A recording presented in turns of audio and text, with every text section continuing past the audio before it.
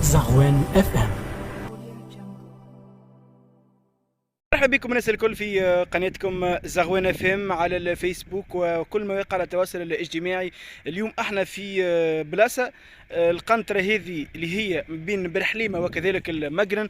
القنطره هذه بكل صراحه صارت فيها برشا حوادث، باش نشوفوا كيفاش معنى الاهمال، باش نشوفوا كيفاش القنطره هذه برشا كرهب، خاصه العباد اللي ما تعرفش البلاصه هذه كيفاش معناها صارت برشا كوارث وفما حتى شكون توفاو معناها في البلاصه هذه. باش نتبعوا مع بعضنا معناها بكل صراحه، يلزم تدخل عاجل من المسؤولين. خليكم مع الفيديو باش تفهموا اكثر بالحق البلاصه هذه اللي الناس الكل تشكى منها، لكن لا حياه لمن تنادي. خليكم مع الفيديو وتفرجوا العباد في منطقه كما قلنا اللي هي منطقه عبور، واللي هي معناها ما بين زغون الفحص. يعني بكل صراحه البلاصه هذه تعدوا منها ما بين زغون الفحص، وكل يوم السيارات بشكل كبير. باش نتفرجوا بعضنا الان في الفيديو ونشوفوا معناها نشوفوا الكارثه الكبيره برشا اللي في القنطره هذه.